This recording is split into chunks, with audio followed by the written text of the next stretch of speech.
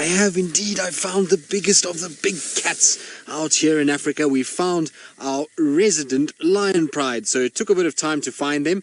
We did see them this morning, but they were lying in a very different place. So we had to follow their footprints and where they walked, and they were taking shelter from the rain that we've just had. And now they've come out and they're lying in an open area, and they're busy just cleaning themselves a little bit, getting rid of all the water that's on them. And then you'll find from there, they're going to probably get up and maybe even go start hunting, because it's the right kind of weather for lions to hunt. They like stormy weather.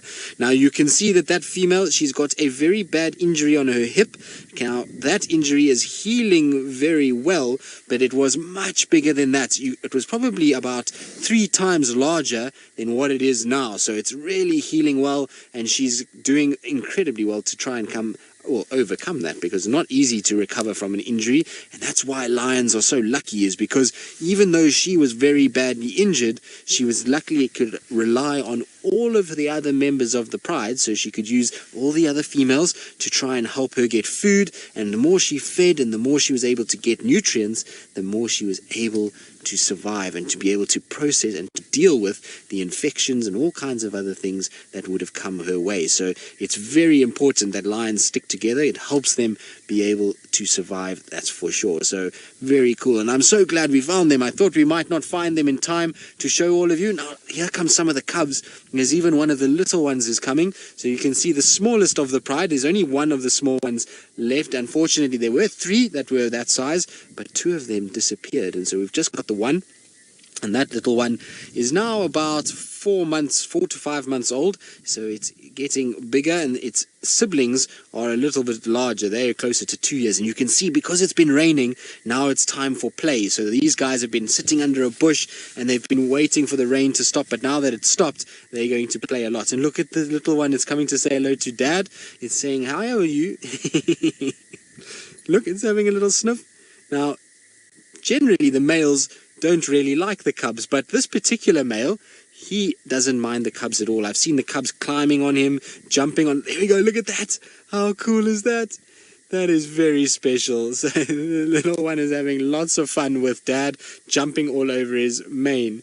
Now, Anya, you're wondering what they eat. Well, Anya, these guys, because they live in a group together like this, they can eat really large things. And so this pride absolutely loves to eat buffalo. That's what they really want. They'll try and hunt buffalo as much as possible, but you'll also find that sometimes they'll even hunt things like impalas. They'll hunt kudus like Noel saw earlier, and they'll hunt giraffe, sometimes even baby elephants, if that's what they can find. So they hunt all kinds of things, but generally bigger animals, because all of these guys need to feed together, and that means that they've got to try and find something big to feed all of them, because that male there alone weighs close to 500 pounds, and so he eats a lot of meat, which means that they've got to try and find enough meat for all of them. And so only things like buffalo are really big enough. But there you can see moms are just watching carefully, just to make sure it doesn't get on Dad's nerves too much and get hurt. But look at the little cub. It's on top of Dad now, pulling the mane.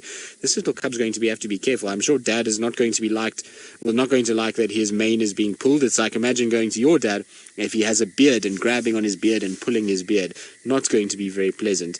But how cute is that? That is very cool. So cute. Unfortunately, it is that time, though, that we do need to say goodbye to all of you.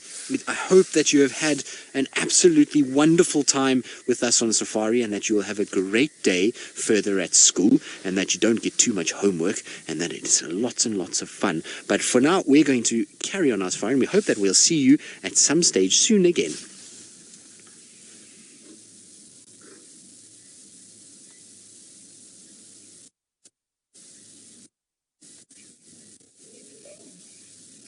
Right, so the schools are now gone and we are back into normal drive, so a very warm welcome to all of you. Remember that this is interactive, so hashtag Safari Live on Twitter or on YouTube chat if you want to ask any questions. And what a magical way to spend an afternoon. The Nkuhuma Pride in full playful mode, and how relaxed is Tinyo. So for those of you who don't know who Tinyo is the big male that's with them this or afternoon, should I say. He was with them this morning as well, but he tends to be very relaxed with cubs. It's a weird thing because he's sometimes such a grumpy male with his coalition members, but with these little ones, they climb all over him and jump on his head and pull on his mane, and he seems not to be too fussed by it at all, which is pretty cool.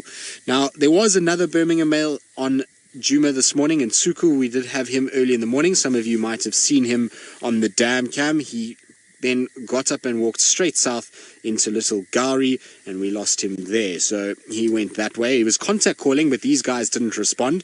They were too busy sleeping at Twin Dams, resting and digesting the waterbuck that they killed yesterday morning. So they've had a very relaxed day, and it's so good to find them because I thought we was stressing a little bit because I couldn't find any tracks around Twin Dams, which is where they slept this morning. And then we came into the Mulawati and we found nice fresh tracks on top of the rain and followed them up to this side. Now, I believe a lot of you are commenting on just how cute that scene was of this little cub. And there again, look at that. Isn't that cool? And look how it's grabbing the mane and the ears. Tinyo, you are very patient. Little cub, you are going to get yourself into trouble shortly. This is so cool. Look at the bits of mane that cub has pulled out. You can see the blonde section on the dark hair. So if you... This poor male is going to be bald by the time this cub is finished with him. But there's a nice big chunk of mane that's been pulled out by that little cub. And now the bush is under assault. There goes the tree in the bush. And there we go, Senzo just to the right.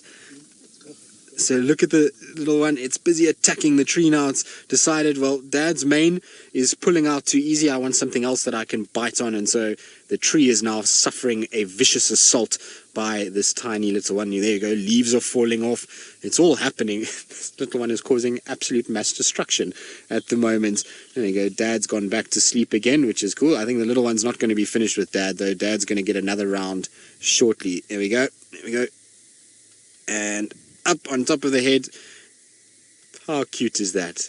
It doesn't get any better than that in terms of a sighting of lions. How cool. You are naughty, little one. You're going to get yourself into trouble now. Dad's going to... Well, I am having fun, other than the fact that I have this pesky roof on at the moment, which is causing a bit of drama because it's thick in here and it's not really easy to off-road with this roof. But anyway, we'll make a plan and we'll get it right and figure it out. But our lions are on the move. They definitely are in the mood for food. They keep putting their noses to the wind and sniffing, and some of the females are really striding. They're trying to go as quick as possible. I can see Tinyo is now coming up as well, so the cubs are still behind us, but Tinyo is going to join that female in the next 2 seconds. There he is. So he's going to come and just have a little look around as well, and everybody seems to look as though they want to start to find food and at least mean business as well. So it's a situation where they are on the lookout for something, and hopefully there'll be a rogue buffalo somewhere here. So, Matt, no, this male lion does not stay with the Pride full time.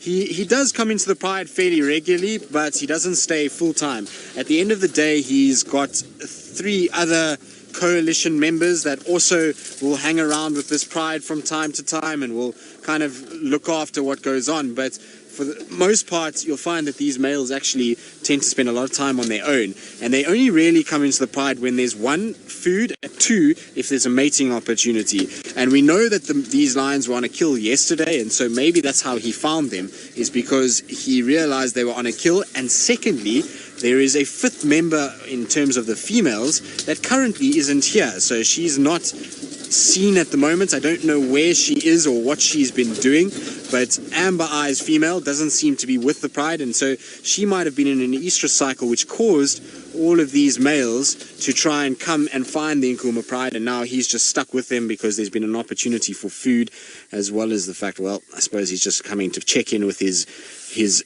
offspring. At the end of the day, we don't know which of the males are the fathers of these cubs, but one of the 4 of them is definitely the father.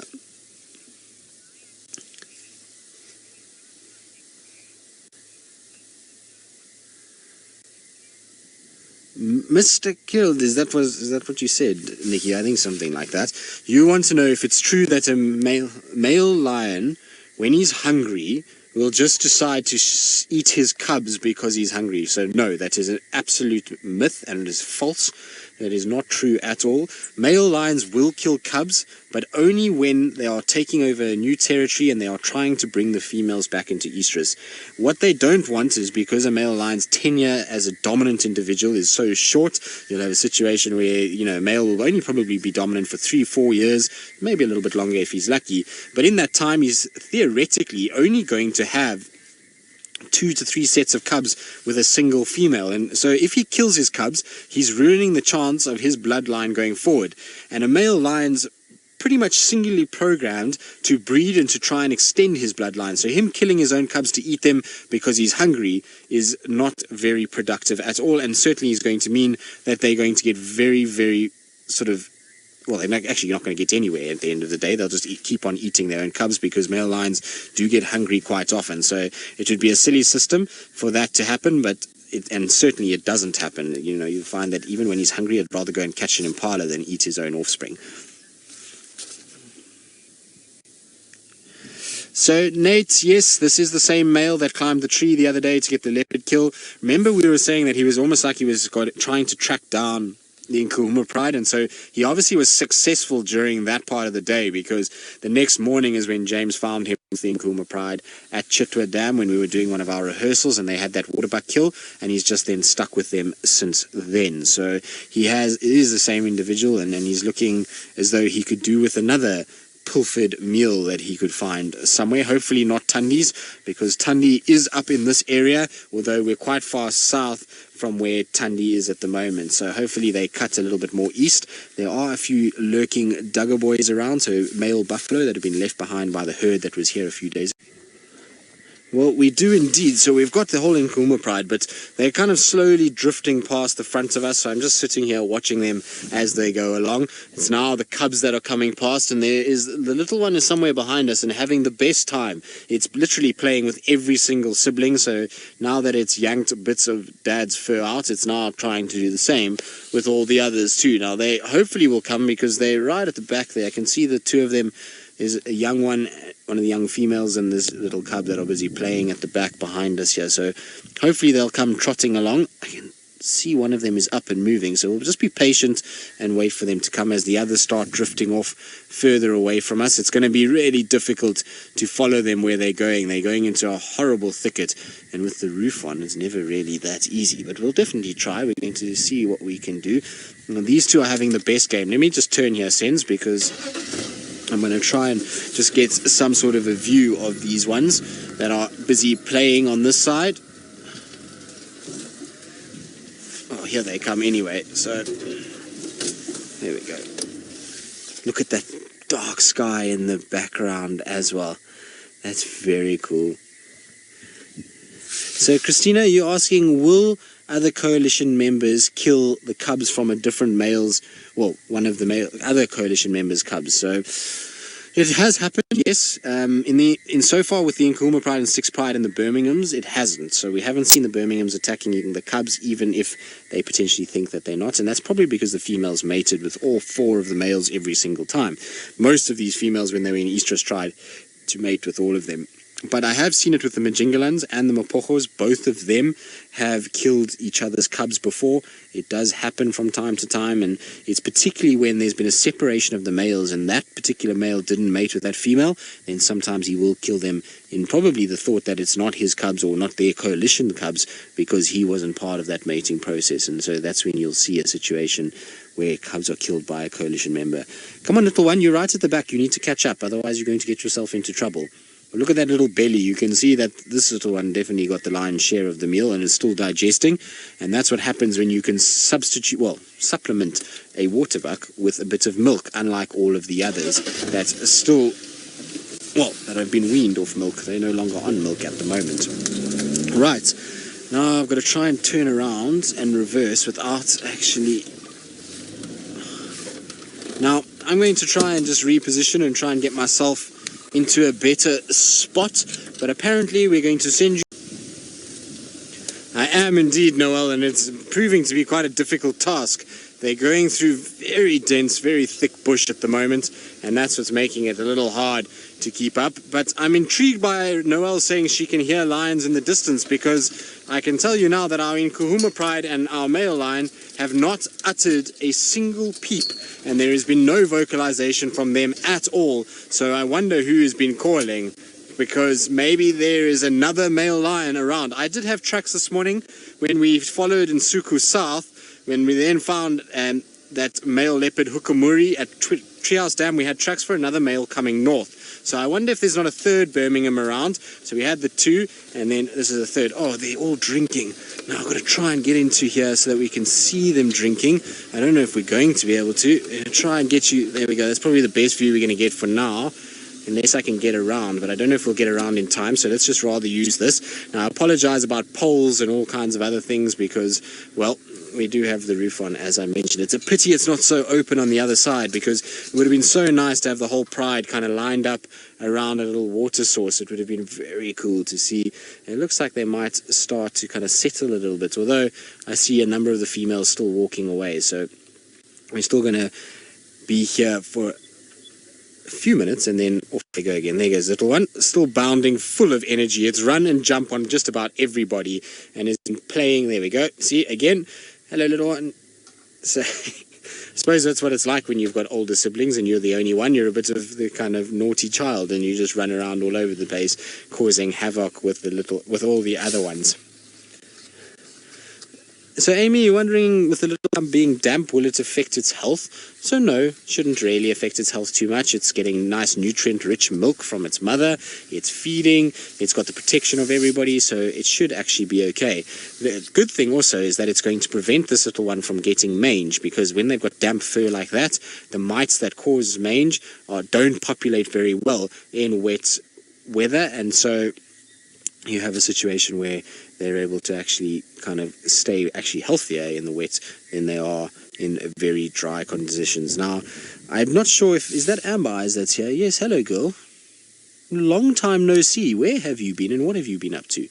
Nice to see her though with the Pride. So all 5 females are here then, and they are moving around with them, which is good news. When 5 Nkuhuma females are together, they really are a force to be reckoned with, and generally they are able to find a lot of food items and really cause a lot of trouble. So I'm pity any buffalo that is around if all 5 girls are together with a Birmingham boy, because when the Birminghams and the Nkuhumas combine, like I say, buffalo tend not to last very long at all. We tend to see a situation where they, unfortunately, mass murder occurs, which I suppose is not the worst thing.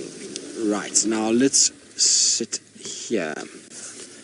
So, Alan, Styx Pride, I haven't heard too many updates. The last time I heard, they were somewhere around Chitwa, and then they went on to Hoffman's and around that area, and then down even towards Little Gari and Chitwa, and then back again to Double M. So I'm not really sure where they are today. I haven't heard any updates about them today or even yesterday, but I'm sure that they are somewhere close by. They normally do hang around those areas, and when it gets dry, I find that the Styx Pride often spends a little bit more time further south. So there is a massive water hole on Mala Mala, very close to this northern boundary, called Clarendon Dam, and I'm not sorry, not Clarendon Dam, White Cloth Dam. That is a big dam there, and they go there a lot, and they used to spend a lot of time around that area and around the Mulawati. So they go there and then they come back and there and back, and so they're probably down that side. We'll just have to see.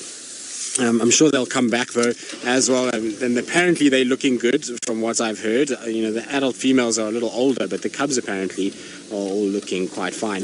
What amazes me though is all this water on my left hand side that they've just drunk out of, that was completely barren, bone dry 3 hours ago, and now look how much water there is. It's absolutely incredible. We had a really good storm today, and so, you know, the animals will, I'm sure, will be very happy about that. I know some parts of the Sabi Sands got over 60 millimeters of rain this afternoon, which is really quite something and saying a lot. But there's one that is busy sitting. I'm going to try and stop there so that Senzo doesn't have to deal with the pole too much. But that's one of the sub-adult females that is just sitting over there. Really cool to see how much they've grown, and they're starting to become part of the Pride that will probably start hunting. I wouldn't be surprised if these guys are going into hunting mode at some point. They will definitely be watching the adults very carefully, and hopefully soon we'll see them successful in their very own hunt for the first time.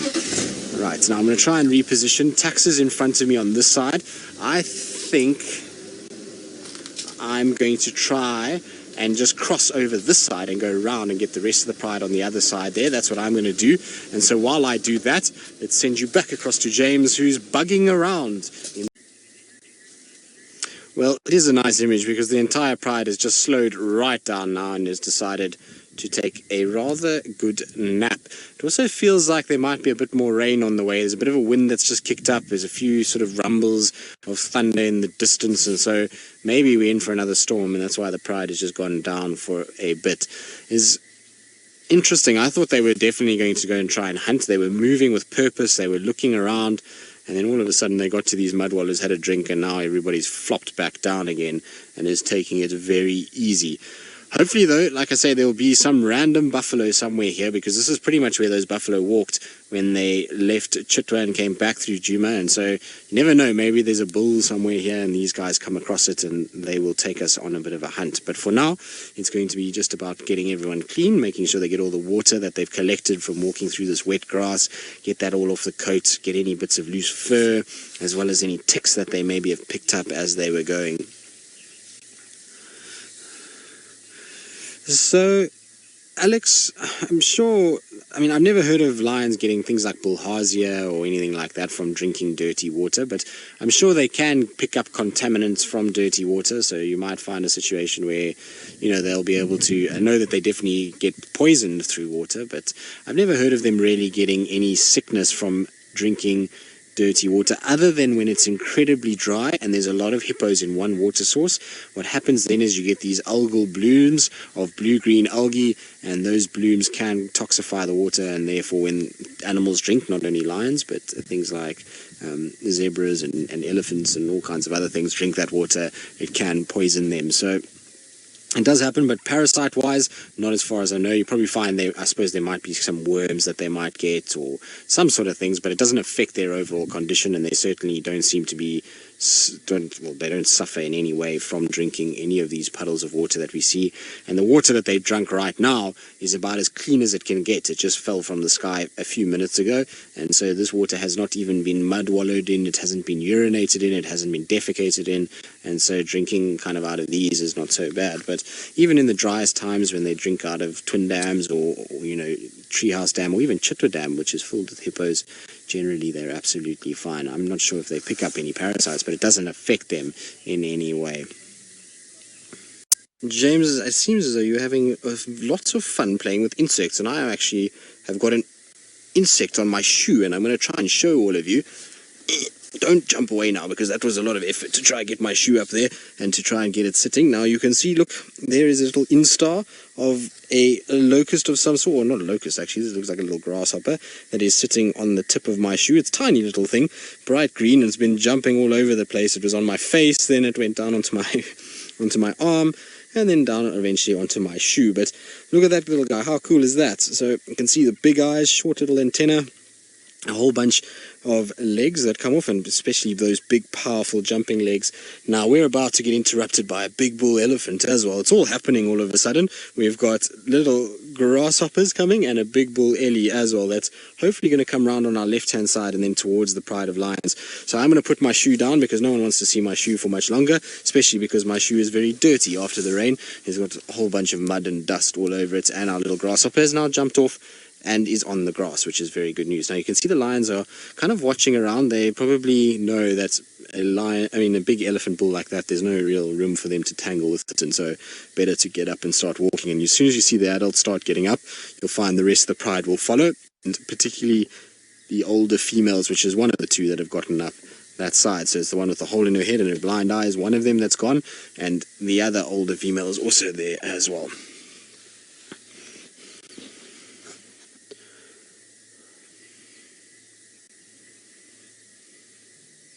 You're wondering which of the females is the mother of the little cub. Well, that female that's busy walking there now, it's the youngest female of the Nkuhuma Pride. This is her first litter that she had. She had 3 of them at first, and she's now just got the one left, which is fairly common for young females and females that are on their first litter. It takes them a while to get kind of used to being able to raise cubs, and it's also been a difficult time because the rest of the pride had cubs far earlier than she did, and so they were far more mobile when she had the little ones, and that meant she had to track back and forth trying to keep those cubs alive as well as trying to feed and stay with the cubs. Had she had the cubs at the same time as the other 3 females that had all of these sub-adults that we see in front of us, she would have had it a lot easier, and the chances of survival probably would have been that much better for those cubs. But it's okay, it's the learning curve, that's how she goes about it. She'll definitely have learned a lot from being able to raise cubs and seeing how it all works, and I'm sure she'll be successful in the future again as well.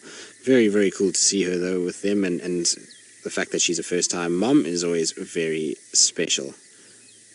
Right, now you can see they've positioned themselves in a way that they can watch this bull elephant, which is still in the thickets. Indeed, James, they are fast asleep and not much is happening. Our bull elephant didn't arrive. It just kind of snaked past without doing anything towards our pride, and so everybody has just caught a nice nap and is having a really good sort of sleep. And that means that I've been sitting here contemplating many things this afternoon. Firstly, I was contemplating what my favorite moth and butterfly would be, given that James was chatting about it. And, well, there are so many different butterflies out there that are all very pretty, but I think my favorite is probably one of the Shiraxi species. So I have a app here with all of the sort of butterflies, but this is one of them. So this is called a foxy Shiraxis, and I think the reason that I like it, one, is because it's incredibly colorful underneath the wings. So look at that, look at those markings, isn't that beautiful? So it's got these amazing kind of colors and intricate patterns with this little kind of protrusions or tails coming out. And then on the top side of it, when it's got its wings open, it's got beautiful oranges and yellows with a little bit of blue that comes out at the back. Plus, it has a really kind of racy name, doesn't it? A foxy Shiraxis is rather racy. I feel like many of our nocturnal dwelling people might like that name, that's for sure. Right, so that is my kind of butterfly that I was contemplating, and you get them here, and hopefully one day we'll be able to show them to you all live. And then in terms of the moths, I think James is right, the burnet moths are the best. So there's the fire grid, which is amazingly beautiful, and then there's also one that I think is called the golden nugget burnet, which is kind of very similar, except that it's got little yellow spots all over it, which is very, very cool. So those are my 2 favorite insects. And I was just thinking that we've really had such a terrible year for butterflies. It's been horrible. I remember last year there were butterflies everywhere. If you drove in the Milwaukee, you'd have a nice kind of huge array of acreas and Shiraxis and all kinds of things, and yet this year it seems to be all a little bit quiet. But hopefully after a bit of rain like this, it's going to spruce everything up a little bit, and we'll have a situation where we'll get more butterflies. Now, to give you an idea of why it's like that and why we're not seeing butterflies, at the moment for January, generally the average amount of rainfall that we normally get in this area for a month of January is about 130 millimeters. So far this January, before today, the sort of recordings that we've had has not even been close to 20 yet. So we're way down on our January rainfall, and hence why we're struggling so much to not only see insects, but flowers and any sort of real growth of vegetation. The grass is still incredibly brown and dry, but after a rain like we had today, hopefully that will just spruce everything up, and it'll be the start of more rain to come, which will be very good. The other thing I've been thinking about while I've been sitting here is poor Tundi and this cub, and I was thinking to myself that it's really been a tough couple of days for Tundi and cub, because they've had not only to deal with the Birmingham males, they've had the Nkuhuma Pride, and now of course this new male that's arrived. And this morning I spent the better part of an hour and a half, close to 2 hours with him, following him around, and I was quite amazed to how deep into Djuma that male walked this morning. We initially picked him up quite close to Gari Main, south of Treehouse Dam, and he then just took us on a march all the way past Treehouse Dam north, and eventually we kind of left him in the morning, still going north on the western side of Quarantine, which is really deep inside Tingana's territory, and he scent marked the whole way along. He did not stop scenting on any bush. He was literally rubbing on everything, face, spraying, scraping of feet, and so he's trying to put a stamp down.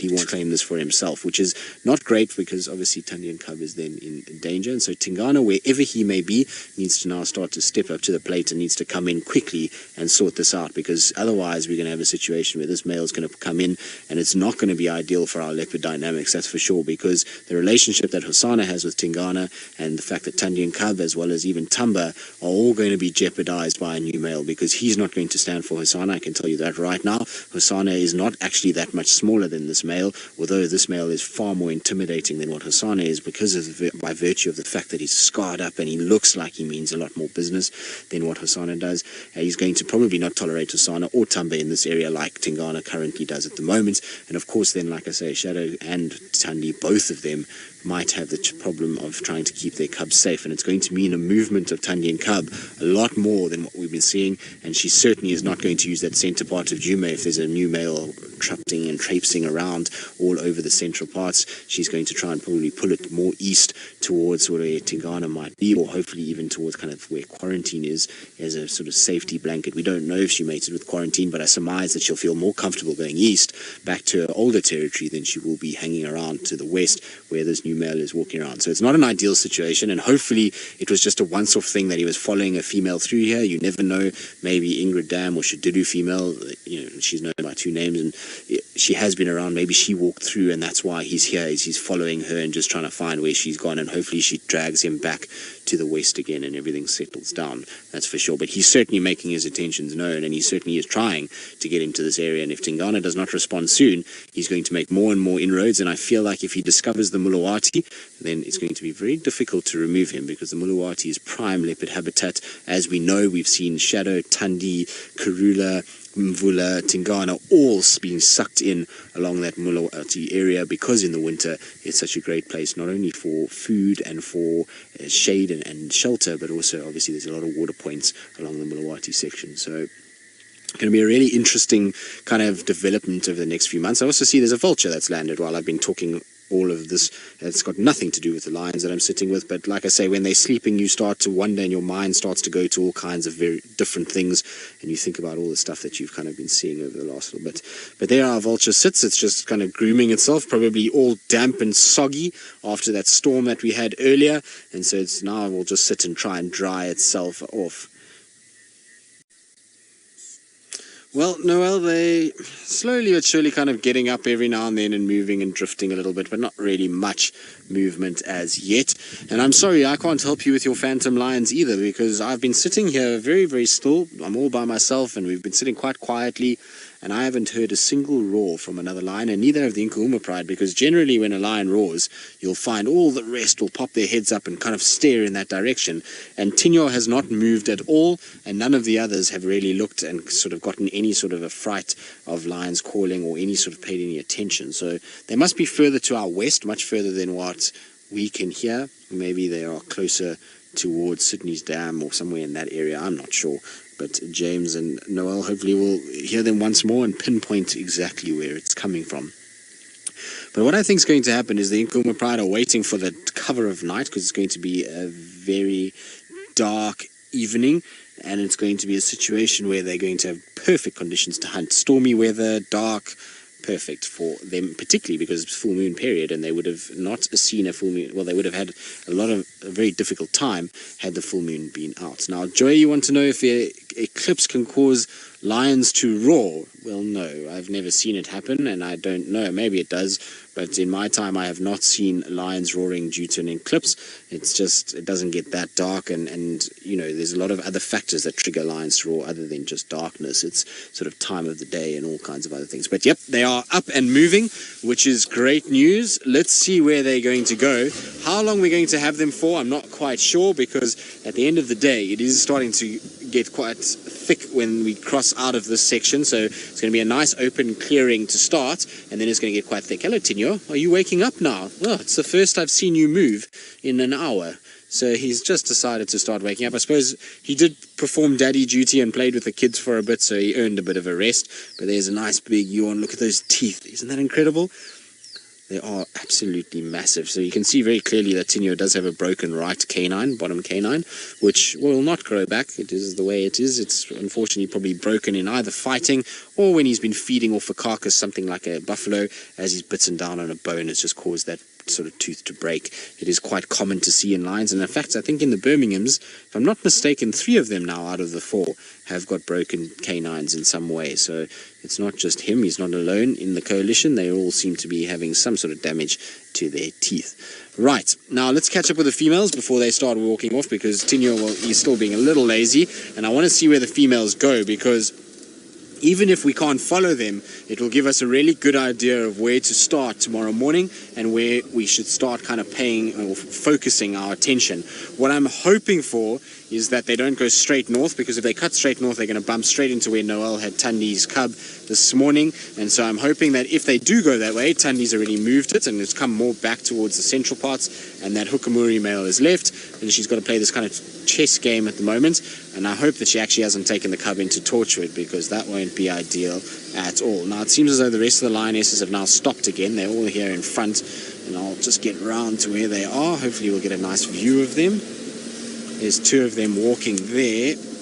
Lots of buffalo dung all over the place here, so I think they're just on the trail of these buffalo, and there's no buffalo that I've seen, but lots of dung that is around. Not all of it is fresh, but there is some fairly fresh stuff that looks like maybe from last night. So here we go. Here they are. Right. So, they've just all flopped down again, which is not ideal. So we're going to get one last view of them, because it unfortunately is that time where we're going to start having to head home. Our lions, if they had been a little bit more active, I might have decided to carry on, but they've all kind of flopped down, and so we're going to probably leave them here and let them kind of have a bit of a nap. And we know at least that the starting point tomorrow is on Battalier Road, and hopefully they will come out. Also, hopefully we'll have a bit more rain this evening, because that would also be quite nice, just to kind of keep the things going. But unfortunately it is that time, so we are going to head back. It's been an absolute pleasure having all of you with us. I know from Steve in the Mara, who's thoroughly enjoying exploring that side of the world, James, myself and Noel, it's been an absolute pleasure having you with us, and we hope to see you tomorrow morning on our sunrise safari. But for now, enjoy the lions.